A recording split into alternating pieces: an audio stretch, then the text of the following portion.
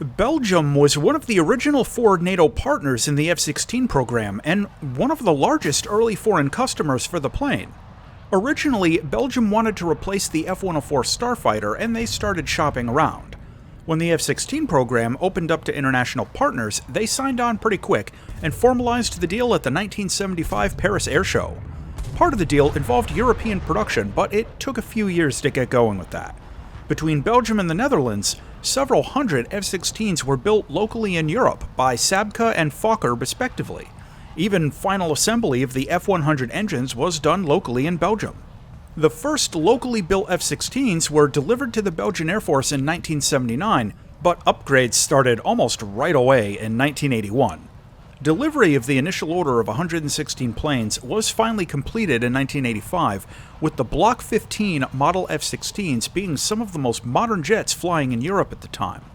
Well, since the end of the Cold War, Belgium has downsized its F-16 fleet and performed some routine upgrades to their existing jets. New radar warning receivers were installed, compatibility with a modular reconnaissance pod was added, and the planes went through a midlife upgrade program providing new avionics, upgrades to the radar, and compatibility with the AIM-120 RAM along with additional air-to-ground weapons. Belgian F-16s were deployed operationally several times and have generally enjoyed a mostly trouble-free service life. Currently, Belgium is planning to replace their F-16 fleet with the F-35 and has committed to transferring 30 F-16s to Ukraine, where it's expected they'll be put into immediate frontline service.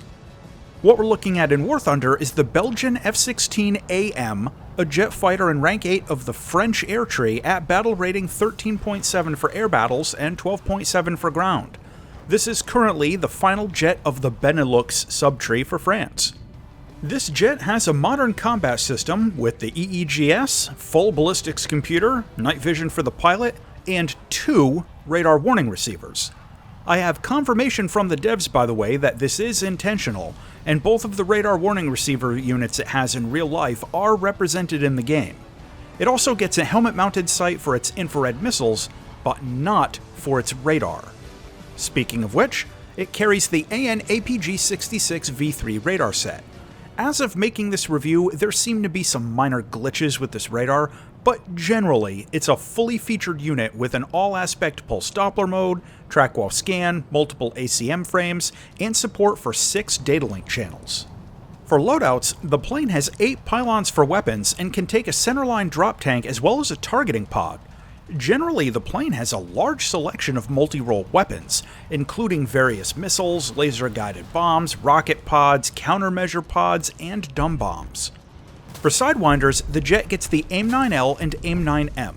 Both are high-performance, all-aspect infrared missiles that you've seen before. The 9M is smokeless and has infrared countermeasures, so if you like taking the Sidewinders, that'll be your go-to option once you unlock it. The first radar missile you get is the AIM-7M. This is a semi-active homing missile with reasonably good range and tracking. It's still useful while grinding upgrades to the plane, but you can only take 2 of them and you will end up replacing them pretty quickly. Your top-end weapon is the AIM-120A AMRAAM. This is an active radar missile with inertial guidance and data link support. The AMRAAM has very high performance and you can take up to 6 of them for some serious air-to-air punch. For air-to-ground weapons, you can take Paveway 2 and 3 laser-guided bombs.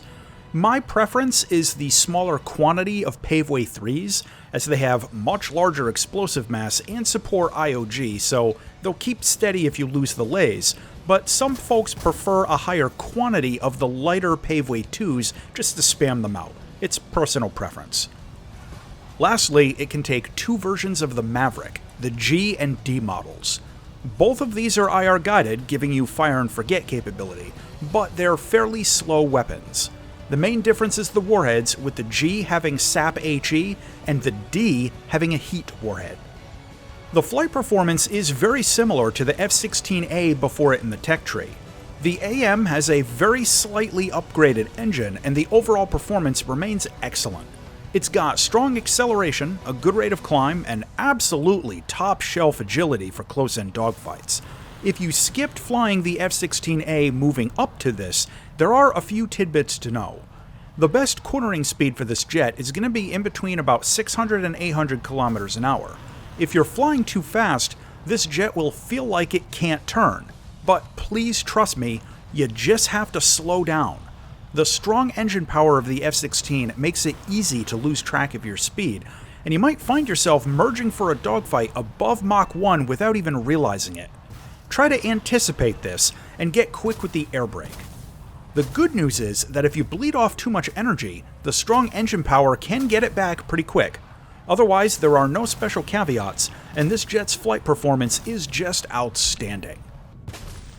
Taking the F-16AM into air battles is fairly typical in the current top-tier meta, and the good news is that this jet has a strong level of flexibility for different types of mission profiles. You can climb up to try to do BVR jousting, you can hug the dirt to get close for dogfighting, or pretty much anything in between.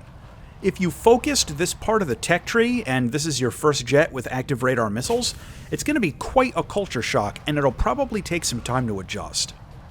As of making this review, top-tier air battles are a unique experience, with huge sensory overload from getting attacked by 5 or more people at once from different directions, trying to manage your radar modes and data links for the AMRAAMs, keeping track of your countermeasures, and just generally carrying an enormous pilot workload. The silver lining is that everyone else is having the same experience, so love it or hate it, it isn't just you. With the F-16AM at top tier, my personal preference is usually to fly low to try and use the terrain to get up close, since this jet is just such an excellent dogfighter. The lack of helmet-mounted targeting for the radar makes you a little more dependent on ACM than some of the other Rank 8 jets, but it usually works out just fine. For ground attack, this jet performs quite well. You can ground pound in air battles if you really want to, but I usually only take a strike loadout for close air support over a ground battle. Flying out as CAS lets you do fighter sweeps and ground attack at the same time, and while some players prefer the Mavericks, I usually go for the laser-guided bombs, since targets often get popped after you release the weapon, and with the LGBs you can at least try to retarget them if something else is close by. Visually, this is a decent looking jet, and has a few minor differences from other F-16s, but you have to look closely to spot them. 3 paint jobs are in the game as of making this video, and the default gray one is my personal favorite. Landing is going to be almost identical to the F-16A before it in the tech tree. You can drop gear and landing flaps at about 450 kilometers an hour, but there's one caveat: no drag chute. The space under the tail fin is occupied by one of the 2 radar warning receivers, so you have to rely on wheel braking with this jet. The cockpit is outstanding for VR, just like other F-16 versions. Excellent visibility in all directions, easy to read displays, and a good helmet-mounted display giving you your HUD when you look off-center. 10 out of 10, no notes. To close out on the Belgian F-16AM in the French tech tree. This jet has great air-to-air missiles, a good radar set, strong air-to-ground weapons, and excellent flight performance. However, it can run out of countermeasures quicker than you might expect in the current top-tier air battles meta. The final verdict on the F-16AM is that this is a great addition to the French tech tree, and adds a top-tier multi-role option if you don't want to fly a Mirage. It's at least as good as other F-16s in the game. As always, thanks for watching, and if you enjoyed this video, check out this other one.